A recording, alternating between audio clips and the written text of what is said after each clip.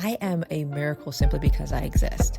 And I remember my grandmother, who's raised me, was like, every year around your birthday, you get like this. And I had a newer sense of clarity to really understand what she was acknowledging and asking me. It was an invitation to ask me the name. And that was essentially, you are worthy of being celebrated and centered. Why are you allowing whatever circumstance or whatever things happen in your life to bog you down on your special day?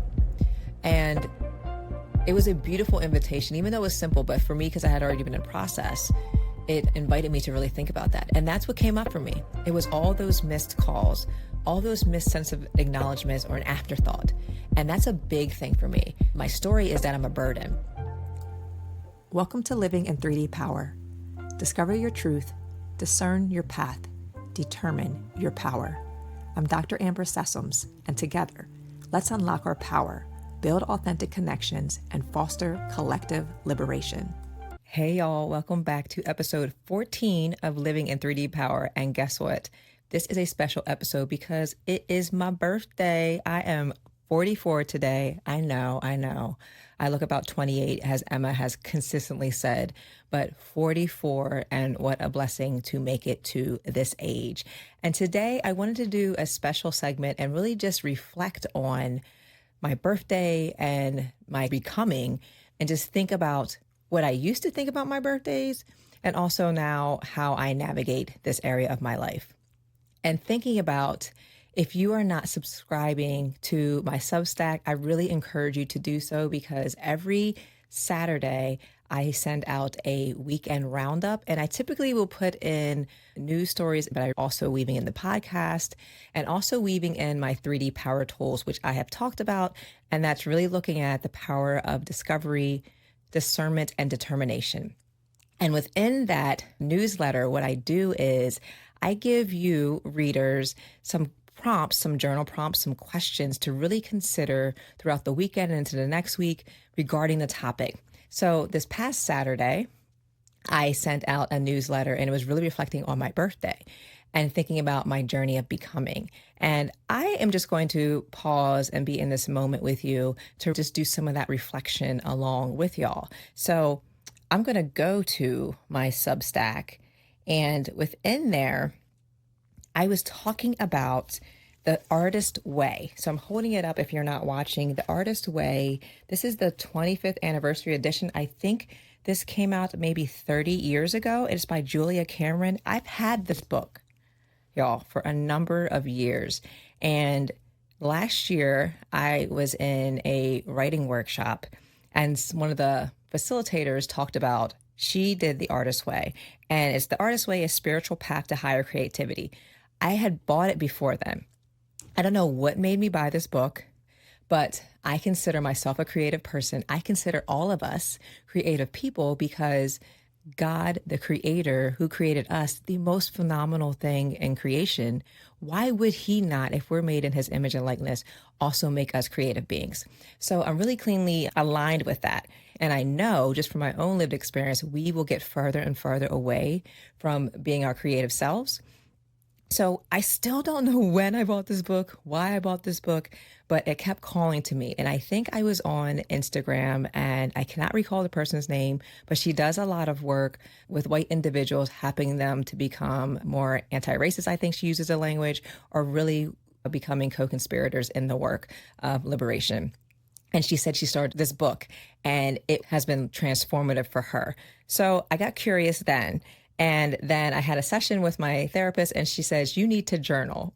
And I'm like, oh, I have all these books. If I could show y'all on my desk, I have stacks upon stacks of books. And I was curating. So you see maybe some books missing from my bookshelf behind me, because I've been taking all the books that have helped me along my journey. And because of the nerd in me, I was doing a literature review, not a thorough one like you would do for a dissertation, but looking at all the books that helped to shape me and weaving in the ways that they have informed my work and in my framework and the work that I do. So I'm taking inventory of that. And she's like, no, I need you to just journal for you. And I had to pause with that, because a lot of the work I do is in response to my profession, is in response to my business. And when she said that you need to do it for you, it gave me pause because I don't typically do things just for me. There has to be some outcome that's going to benefit something else. And I'm realizing, and just even working with my therapist, that if I don't take care of myself, this is what I tell my clients, right? Then all the other things are going to fall by the wayside. So when she said that, I took that as another cue to read this book. And it's 12 weeks. Again, had no idea what it was about, but it's really this spiritual journey that she goes through. And what I love is that she talks about this sense of presence, right? That the more that we write, the more present we can be. And it's a practice in being present. So you think about mindfulness and people say, breathe and do all these things in mindfulness. And a lot of people struggle with mindfulness because they think that they're supposed to be absent of thought. And mindfulness is really being mindful of what comes in. It's not good or bad. We don't put any judgment on it. It just is. So in the same way, the first thing that she wants you to do every morning for 12 weeks is what she calls morning pages. I told you, I just started this a week ago, and the morning pages, she suggests you get up 30 minutes early and you start your journal writing. And you just write 3 pages every day, stream of consciousness, just write. And when I tell y'all, we talk about journaling, I journal, right? I have the prompts, I help y'all to journal. But this idea that there's no prompt, it's just literally whatever is coming up for you. What that is doing is inviting you to be present with your thoughts. The moment most people wake up, their mind is ramping and racing. And she's asking you and inviting you into that quiet to really reflect on what is it that you're thinking. And it could literally be like squirrel, right? You have ADHD, you're all over the place. And any and all things are okay. But what I'm doing in this work is also because I've been doing a lot of work with my soma and my body, is as I'm writing, I'm being present enough and curious enough about where it rests in my body, whatever might come up. And I'm leaning into that. And that has been the liberation journey, y'all, is that whatever's coming up for me, I'm getting curious about it. Oop, I felt this tinge. I felt this pressure. I felt this heaviness on my heart. Let me lean into that. And it's such a gift to be present. So I just highly encourage y'all to do that. And the reason I'm bringing it up, because I have my journal here, which I also got from the event that Evita Colon, Poetry, that she put on in this intergenerational work. And I love intergenerational work that she did with the Ware Center and in partnership with the Lancaster County Community Foundation. And they gave us these beautiful journals and they have trees on them. So I started writing in there. And I did an entry the other day reflecting on my upcoming 44th birthday. And it said 3 pages. I think I might have written 5 or 6. I was just letting it flow. And it was such a beautiful practice because here's some things that I really realized about myself. And what I did, I just wrote and wrote and wrote. And that turned into my weekend roundup. And I want to share a bit of that with y'all as I go to it. I'm going to find it in my Substack here. And I titled it Centering Liberation at 44, The Art of Rewriting My Story of Worth. Honoring grief, reclaiming joy, and discovering what it means to celebrate yourself on the page and in the body. And this has been a practice for me, celebrating myself on the page and in the body. So you have to not just put it out there, you have to also embody this. Where does it rest in my body? So I'm going to read this passage to you, and I hope that you'll enjoy it as I reflect on this new chapter of my life. And this was the Substack that I wrote on Saturday. Hey, collective. This Wednesday, I'll turn 44.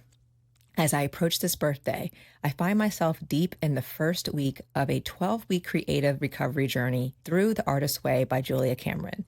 At the heart of this process are 2 core practices: morning pages, 3 pages of stream of consciousness writing every morning to clear your mind, release stuck emotions, and tap into buried truth.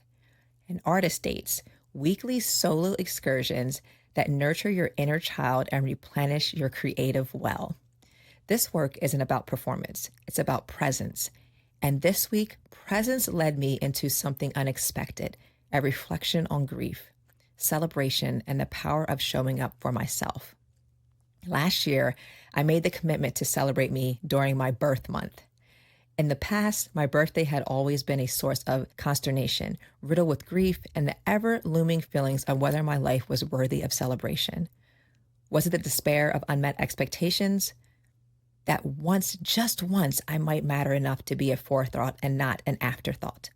That someone might actually plan something for me with intention, with care, with love, that reminded me I was not just seen, but cherished.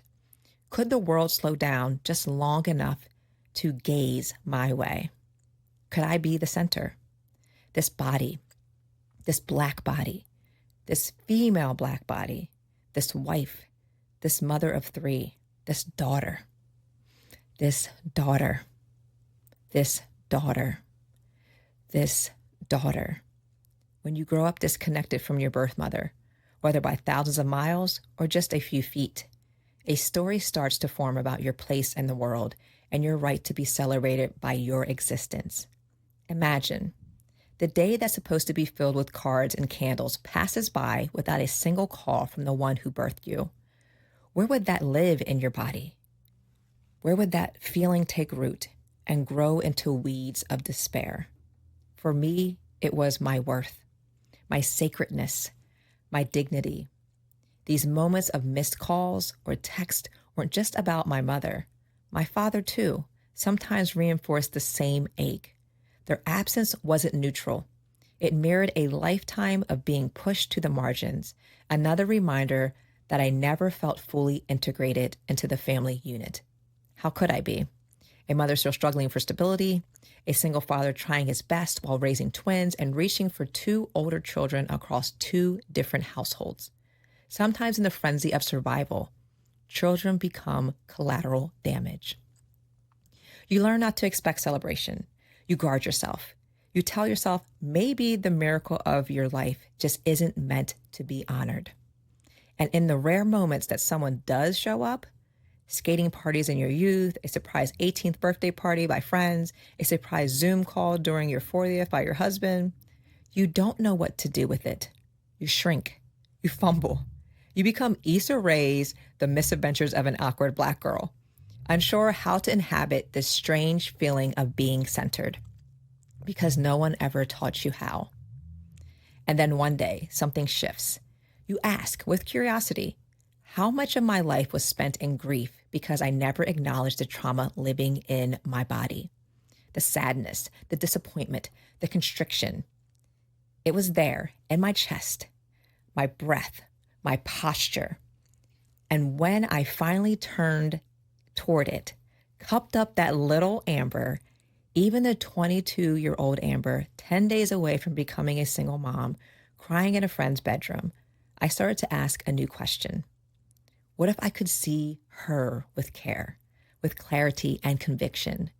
What if I could say, your story was penned by destructive forces, but you always had the power to write a new one? And then I began to see people had always shown up. Love had always been there. I just hadn't known how to let it in. And I have a quote here that I wanted to emphasize again. You have always been celebrated. You have always been loved. You just had to look inward and recognize that love starts within. Living in 3D power means honoring the story you've lived while giving yourself permission to write a truer one. So I'm just sitting with that, y'all. And the power of giving yourself permission to speak your truth, to honor the grief that was in your youth, that you can see the through line that carries through to present day, and how you've navigated certain spaces, certain times in your life. We talk about the body keeps the score.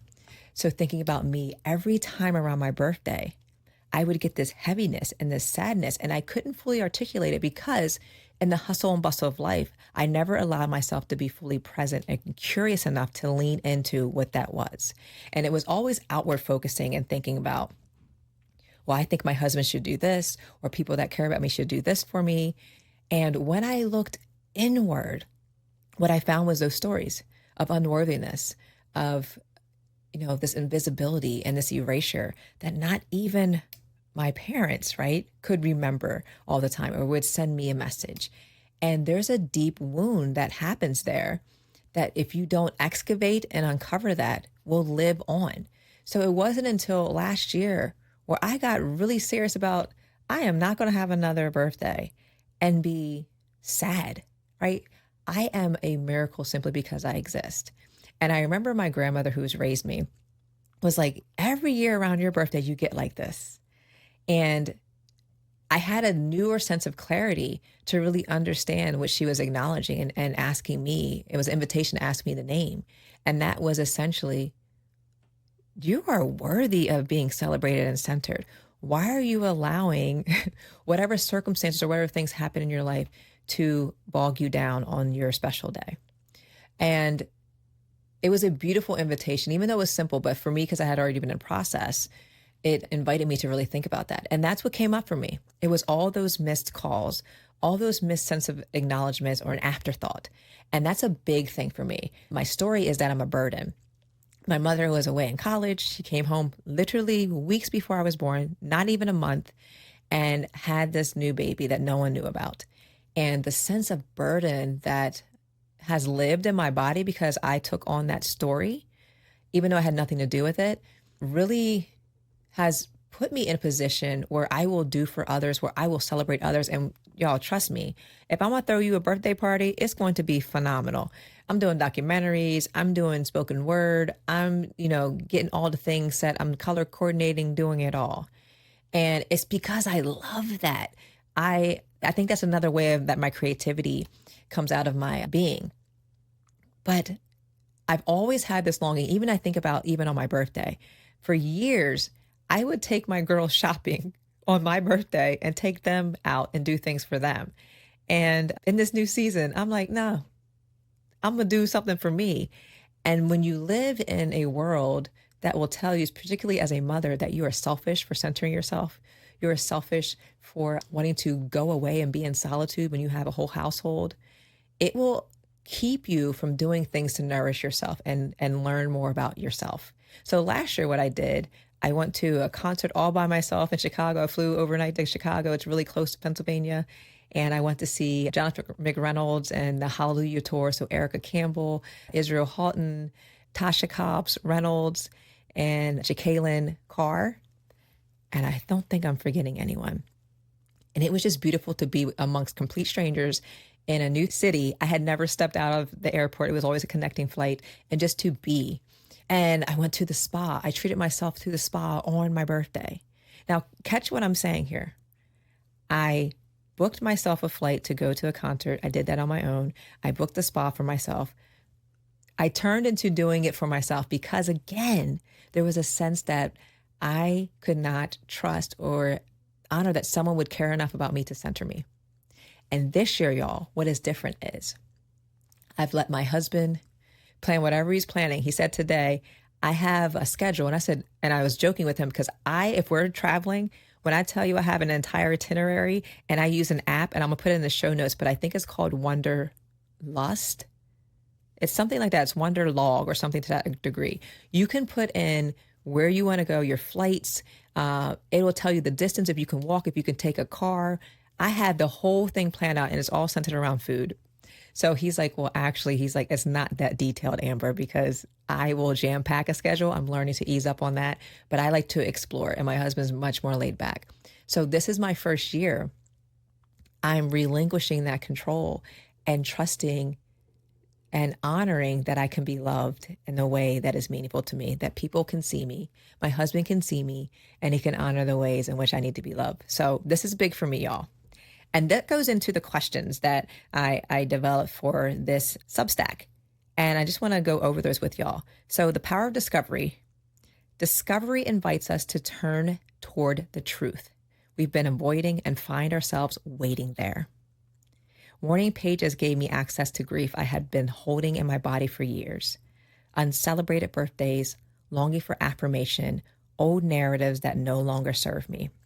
But in the stream of honesty, I found clarity and the courage to challenge those stories.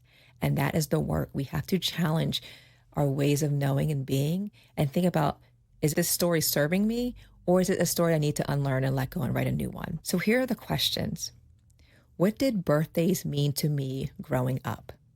So in thinking about that, I said that I would have skating parties. We had Doc's roller rink in Middletown. It wasn't much in Middletown, but we had a skating rink. And I think I had maybe 2 or 3 birthdays there, but I don't really recall birthdays and celebrations for myself. And part of that obviously was the ache of my mother not being there, or, thinking she's going to call me this year for my birthday and not getting a call. And I know and I honor the love that my grandmother gave to me then and continues to give to me. She's raised me as her 5th daughter for sure. And I do recall one time my mother actually, I think, might have come to my birthday party. And here's what I recall. And I'm just feeling that in my shoulders as I even reflect on it. I can see it clear as day, but I'm skating. My friends are there. They don't know my mother. They know my grandmother as my mother. And they see this. I mean, my mom's almost 6'1". They see this beautiful woman skating around. And guess what she's doing? Taking all the attention off of it being my day and making it about her. And as I sit with that now, there's something Emma's going to say that you'll hear in the next segment when I asked her about birthdays and what she thinks you should do on your birthdays. That's sitting with me in this moment, because I can recall that moment where my mom made it about her. I can also recall in this moment, it's taking me back to, this is my through line, right? That she took away the spotlight for me being centered on my wedding day. As you know, you're getting ready, the photographer's in there, my friends are getting me in my dress, and she barges in the room, all disheveled and just startling everyone and just taking over the space. And what Emma says is, that is your day. And it should only be your day. And if someone's taking that day away from you, then you need to say, why are you trying to take the spotlight away from me? Or something to that effect, she says. And I think Emma was just speaking to a truth in this moment. I'm sitting with it because at the time when she said it, I didn't realize what she was really saying was something I've experienced. Something that my mom always said was, what's mine is mine and what's yours is mine. So I never had, when she would come back in the home or be in and out, those are the stories that she would say. So I never had this sense of autonomy when she was around.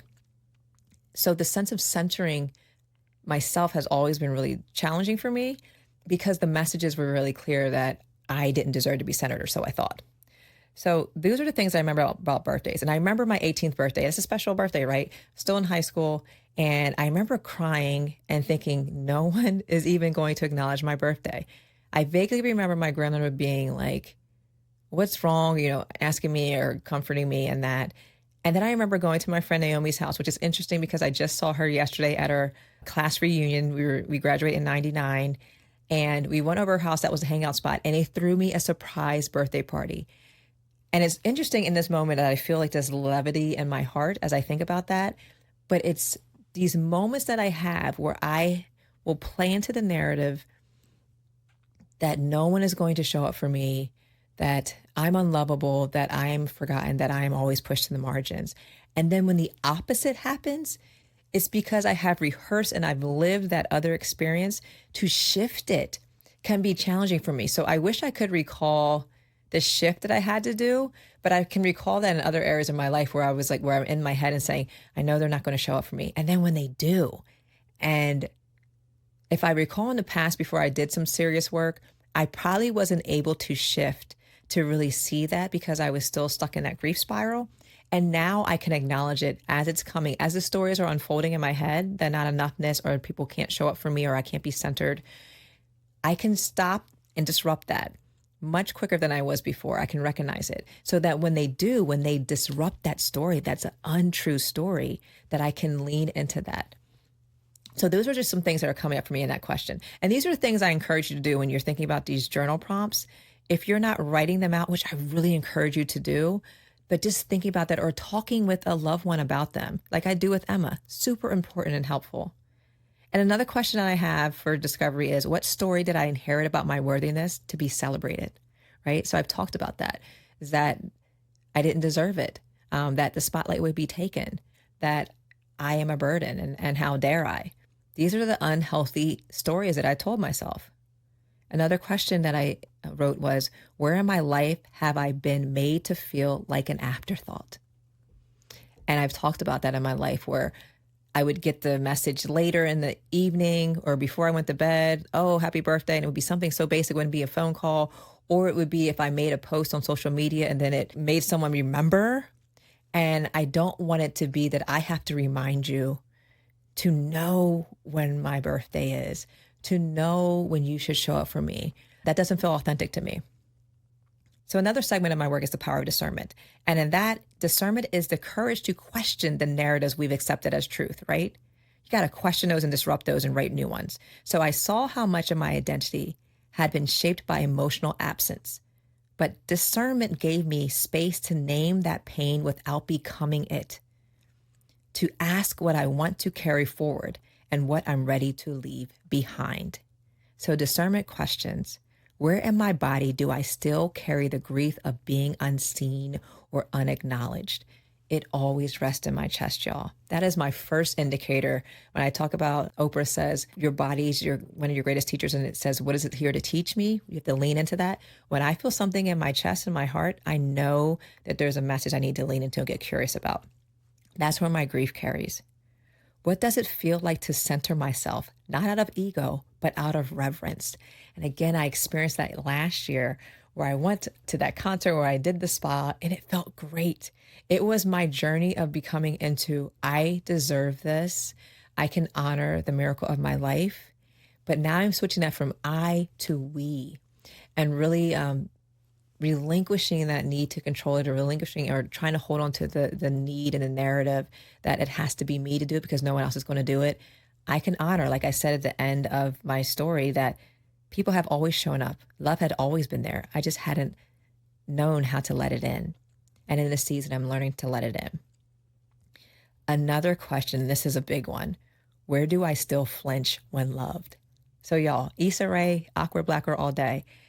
I remember being at the conference where I talked about this, that we did a session on Black female leadership, and being in the hallway after our session, people were coming up to us in droves. Women were crying. They just felt so connected and heard and seen and valued. And someone was giving me affirmations, and I'll never forget this, but Dr. Janine Jones, she is a powerhouse in the field of school psychology, a brilliant Black female professor, assistant dean now, just scholars beyond scholars. And she just gently touches my shoulder or my back and she goes, receive it. Just receive the compliment. And I'm like, you're right. I'm just going to receive it. So that is something I still struggle with. Have you ever been in a situation where someone gives you a compliment and you feel the need to give them a compliment back? It is very unnatural for me to sit in that. And I'm in this season where I'm learning to accept compliments, to almost expect them, y'all. To accept the compliment and just say thank you. There needs to be nothing else to say back. I don't need to boomerang and give you some other compliment. I need to sit in that and see where that rests in my body and how that makes me feel. Because what that's teaching me is that this idea, this flinching that I do and this knee-jerk reaction to either not accept it, but to receive that has been so healing for me.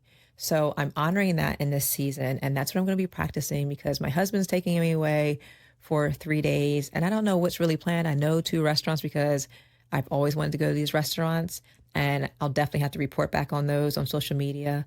Kalea and Vernick Fish. So I'm super excited about those because if there's one thing I'm bougie about my food, and he made me that way because I was pretty much meat and potatoes before him.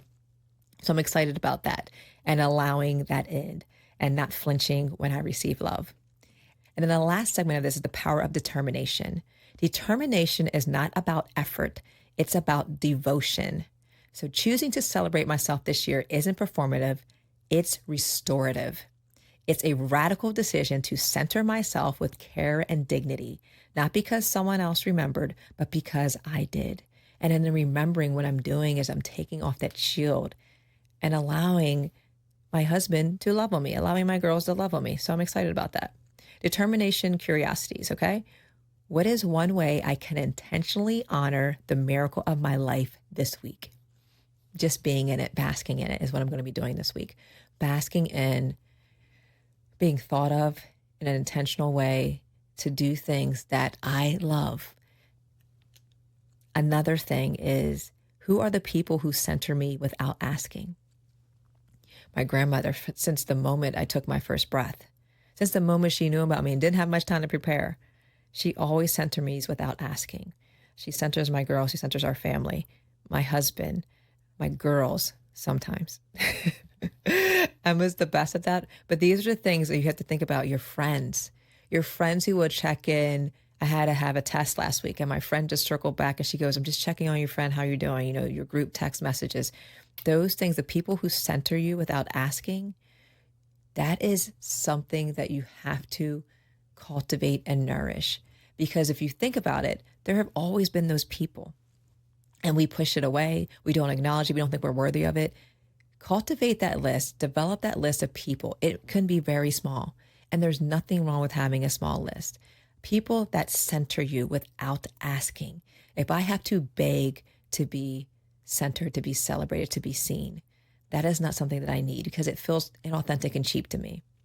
And that goes back into my feelings of worth from my youth because I felt like I had to beg for it. And then the last question for determination is, how will I write a new narrative that reflects the truth? I have always been loved. I have always been loved. And then this practice of journaling, of this stream of consciousness, that is something that's helping me to write a new narrative because it's helping me to recall the things in my body when they come up and then recall and take literally time travel is something she puts in her book. And this is something we already do in the work of school psychology, but thinking about taking yourself back to that moment and looking at it from a new vantage point, a new gaze. And that's what I did when I told the story of my birthdays. And when I look back, when I think about me crying 10 days before I was having JoJo, I just had turned 22. My friend Dana and Jason were right there with me. I wasn't alone. I might have been afraid. I might have been sad. I might have been angry that I had to do this on my own. But I wasn't alone with them. And when I literally can go back to the moment, because my body can take me right back there, I can transport there. I can see where I'm sitting on the edge of bed and they're on the other side, staring at me with such care and love. And inviting that feeling in when I blocked it before, to see that I'm not on my own. Those are the moments I can transport myself to think I'm never alone. If I need to call Graham in the middle of the night, she's going to be there. Those are the things and those stories that have always been there. When she's that first person I would call when something was going on, that I can recall that I've always been loved, always been loved.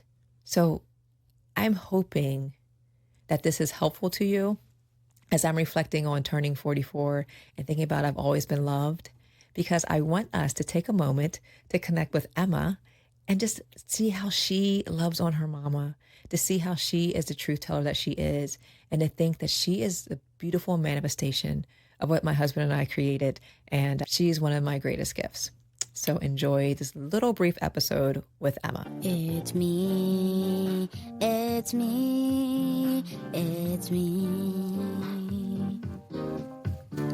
It's me, it's me, it's me.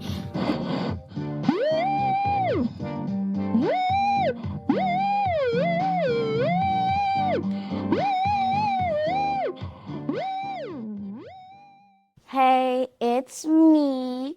Today we are going to be talking about birthdays, and today is not a regular podcast. It's my mom's birthday. I'm 28 today. No, 21. Ooh, 21. Well, you keep saying that I look like I'm 28, so I thought I would go with that. But yes, my 44th birthday. It's a blessing. I'm excited about it. So we're filming this prior to my birthday, but Yeah, 3 days. I just wanted to ask Emma, because I'm having some of my own reflections. So the listeners have been hearing just about my own reflections and how my birthday hasn't always been joyful, but I made a conscious decision last year to make sure that I celebrate me. Yeah. Because I believe that everyone needs to be celebrated. So I just wanted to ask you some quick questions. And the first one I want to ask is, what do you love most about birthdays? What I love most about birthdays is celebrating with your family and doing fun things. So what fun things do you like to do? Dinner, Dinner. And what's your favorite dinner of all time for your birthday? hibachi. We've been going for how many years now? I'm trying to think. I don't know. At 2? least 3, maybe. But you love, like we all know, Emma's going to want to go to hibachi. I love my Shirley Temples. Daddy got you in the Shirley Temples. We go out and you're like, can I have a Shirley Temple, please? And most people laugh because they're like, what little kid is asking for Shirley Temples? It's good. With your pinky up as you drink it. I made that part up, y'all. I do that sometimes when I'm drinking water. I don't know why. I've seen you do it when you drink tea. Yeah. But you said you love most about birthdays is spending time with family. And today, actually, we're going to 2 different houses because April is a big birthday month for our family. So we have 2 different birthdays today, Uncle Percy and then Grandma Eleanor. So we'll be running to different houses to celebrate. But you're saying you love most being around family for your birthday. Yeah. And what do you love most about that? I love the company, and I love that you get to hang out and talk with them. Yes, and guess who you'll get to be hanging out with today? Uncle Avery. Uncle Avery. And the listeners kind of know about Uncle Avery because I was getting so many messages or comments being like, what did he say? Now I want to know what he said. But it shall never be spoken. But yes, he's cooking. Him and his twin, Jamal, are going to be cooking for Grandma Eleanor today. So you know the food is going to be amazing. So I'm excited about that. And I love what you're saying about family and food. Those are 2 of my favorite things. Yep. But I think for so long for my birthday, it didn't seem like I had that connection because you know how I was raised by Grandma and Pop, and then my mom hasn't been in my life, and then my dad. So it's all this things. But can you imagine having all these different households that are trying to figure out ways to make sure that they can support you or they can celebrate you? So there had been so many birthdays where I just felt really disconnected and not seen and not celebrated. So I love what you're saying about being around family because that is super important. So I love that. And then I guess the second question I want to ask you is, what do you think every adult should do for their birthday? They should have a party and go to a spa and have dinner. Come on, spa. Spa and dinner, those are my things. But have a party. What kind of party? Family party. A family and friends. Party. Family and friends, yes. And I love that you're saying that because my friend Alan, so you know Alan because you hang out with her daughter, she celebrates her birthday every year and she's really intentional about bringing her family and her friends, like her chosen family, she calls us, to celebrate with her because she has a similar experience to me where she just felt like birthdays weren't great. So I think that's super important that you can maybe not have good beginnings or not good memories, and you can change those stories and change those memories and surround yourself with people that love you. So I think that's great. And then Doris, you know, we just had her big 40th birthday party, and she usually goes away for her birthday. So a lot of people will say, I'm going to go on vacation for my birthday. As you're an adult, like I'm going to some island. And she was intentional for her 40th that she wanted to have her family and friends to celebrate her. She had a wardrobe change. It was beautiful. And I'm watching my 2 friends be intentional about celebrating themselves. And it taught me something about how important that is. And it's awkward for me when all eyes are on you, when you're like, oh my gosh. But I think you should welcome that in and be like, there's people that love you.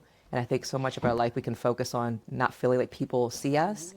And that is a beautiful time to feel seen. So I'm looking forward to celebrating with my family on my birthday on today, even though we're filming on Sunday. But wondering where we'll go eat. Because that's one of my favorite things is my love language is food. So what else would you like to say about birthdays before we end our little short segment today? I think birthdays, you should celebrate all about you. And if someone's trying to steal your spotlight, say, why are you trying to steal my spotlight? It's my birthday. Come on, center yourself. I love that. It should be all about you, at least for that day. Yeah. But what do you do when it feels awkward when it's about you? Do you ever feel like that when all eyes are on you and you're like, why is everyone making a big deal about me? Yeah, I'm like, just smile. But I think it's so important. We need to get used to that. I think because we live in a world, particularly as Black women and Black girls, where we're not really centered, which means that we're usually pushed to the margins. But to really focus on someone that is usually pushed to the side, I think it's a practice for us that we need to start taking in and being like, I deserve this. I deserve to be centered and celebrated. So you're showing me how to do that. So I think it's super important. But thank you for your nuggets of wisdom or your chicken nuggets of wisdom today. So anything you want to leave with the audience before we leave on my special day that's all about me, right? Happy birthday. I don't know if the Michael picked that up, but Emma just gave me a big hug for my birthday. Happy birthday. Happy birthday. There we go. Yay. And center the person on their birthday. Make it all about them. I love that. And if it's not, say, why are you making this about you? It's my day. There we go. Bye. All right, y'all, right? She is telling me, inviting me to center myself. And if someone tries to step on and steal my shine, excuse me, I'm gonna need you to sit down over there. Today's my day. I absolutely love that. So I also said to her, so remember, if you try to make it about you on Wednesday, then I'm going to tell you the same thing. Because, she's only 10, so that's what they do. But just thinking about going back to the newsletter, again, that's sitting with me so much what she said, but going back to the newsletter, how I closed it out with this idea or this visual journal prompt that you can do. So I invite you to reclaim your story by returning to your body and your creativity. And here's the visual journaling prompt, something to do. Draw, collage, or script a scene from your childhood where you long to feel celebrated. Now, reimagine that scene with your present self entering the frame. Your present self entering the frame. This is how you time travel. You go back and you have a different vantage point because you've lived and you've seen and you can start unlearning. Say, what do you say to your younger self? What do you give them? Thinking about cupping up little Amber, embracing her. What do you give little Amber, little whoever you are? And the third, feel. This is so important. What colors or textures feel like celebration, softness, or sacredness? Literally sit in that. What does it feel? Where do you feel it?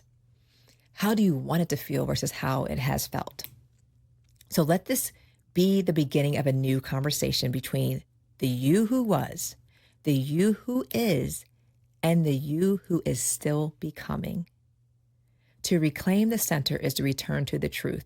You were never meant to live on the margins of your own story. So here's to 44, to the sacred return, to becoming the woman my younger self needed, to the constant unfolding of new ways to love me, and to telling the truth, love has been here all along. Love has been here all along. Just change your gaze and you can find it. And it starts with you. So put that gaze inward. So I hope you enjoyed this episode. I hope it spoke to you and how you might reframe how you celebrate yourself, whether it be your birthday or just anything. You deserve it. Honor yourself and your worth. It's not in the things that you produce. It's simply because you're a human being. So if this resonated with you, I hope you will subscribe to my Substack so you'll receive newsletters, reflections like this every weekend, every Saturday. You can also look for me on social media, on my Instagram, TikTok, everywhere.